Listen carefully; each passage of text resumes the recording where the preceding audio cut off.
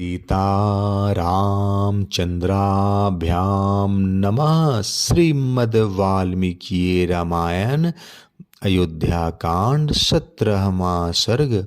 श्री राम की राजपथ की शोभा देखते और सुहृदों की बात सुनते हुए पिता के भवन में प्रवेश।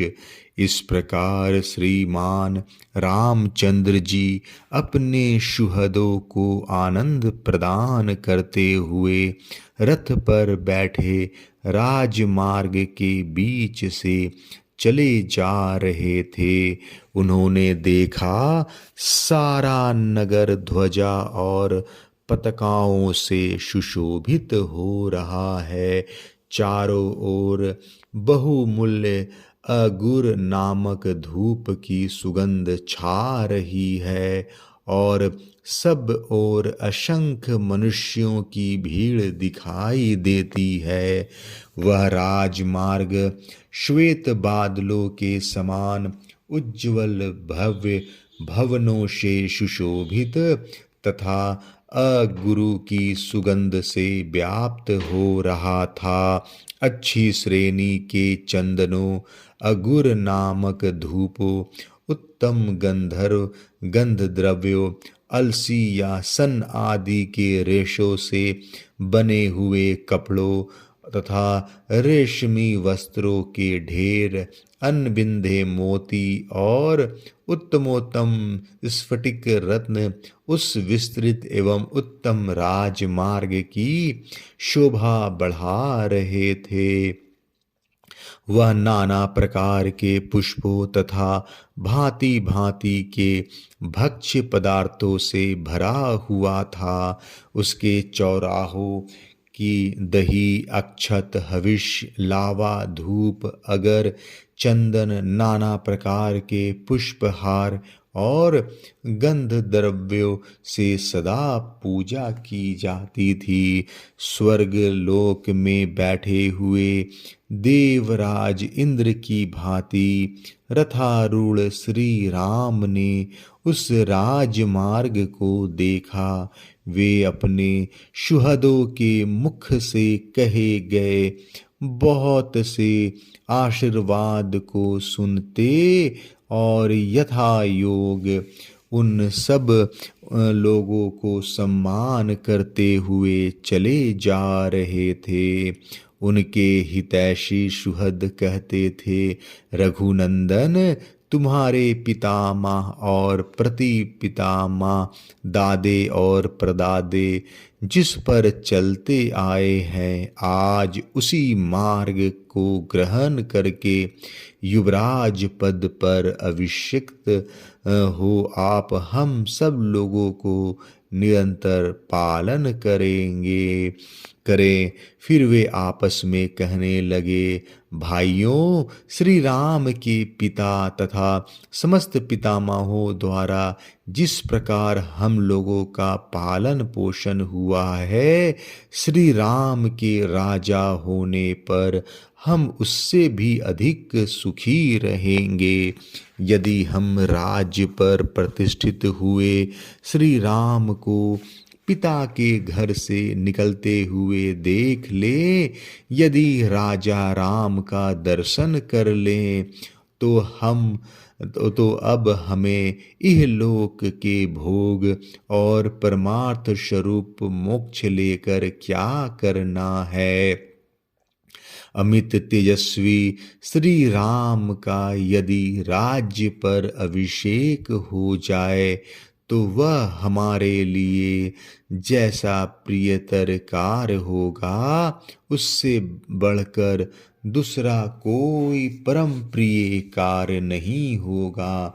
सुहृदों के मुँह से निकली हुई ये तथा और भी कई तरह की अपनी प्रशंसा से संबंध रखने वाली सुंदर बातें सुनते हुए श्री रामचंद्र जी राजपथ पर बढ़े चले जा रहे थे। जो श्री राम की ओर एक बार देख लेता, वह उन्हें देखता ही रह जाता था। श्री रघुनाथ जी के दूर चले जाने पर भी कोई उन पुरुषोत्तम की ओर से अपना मन या दृष्टि नहीं हटा पाता था। उस समय जो श्री राम को नहीं देखता और जिसे श्री राम नहीं देख लेते थे, वह समस्त लोकों में निंदित समझा जाता था तथा स्वयं उसकी अंतरात्मा भी उससे धिक्कारती थी।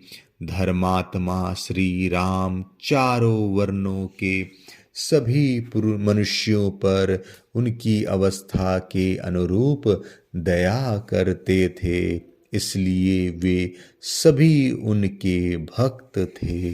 राजकुमार श्री राम चौराहों, देव मार्गों, चैत्य वृक्षों तथा देव मंदिरों को अपने दाहिने छोड़ते हुए आगे बढ़ रहे थे।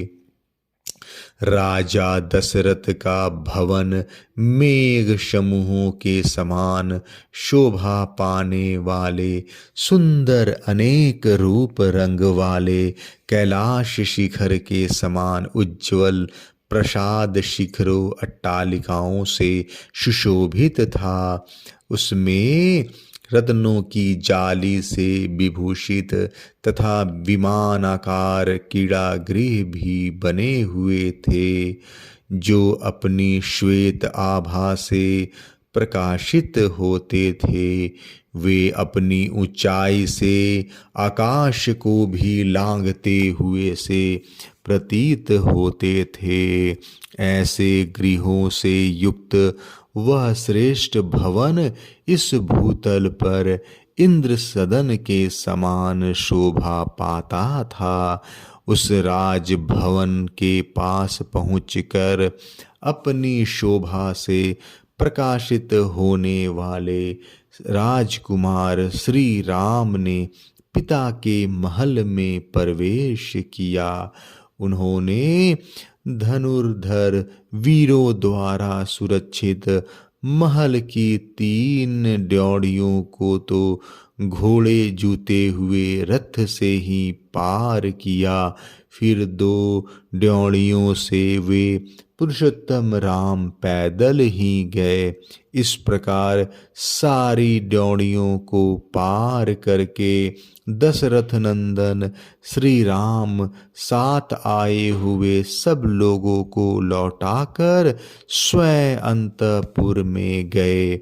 जब राजकुमार श्री राम पिता के पास जाने के लिए अंतपुर में प्रविष्ट हुए, तब आनंद मग्न हुए सब लोग बाहर खड़े होकर उनके पुनः निकलने की प्रतीक्षा करने लगे। ठीक उसी तरह जैसे सरिताओं का स्वामी समुद्र चंद्रोदय की प्रतीक्षा करता रहता है। अयोध्या कांड 17वां सर्ग समाप्त। जय श्री राम।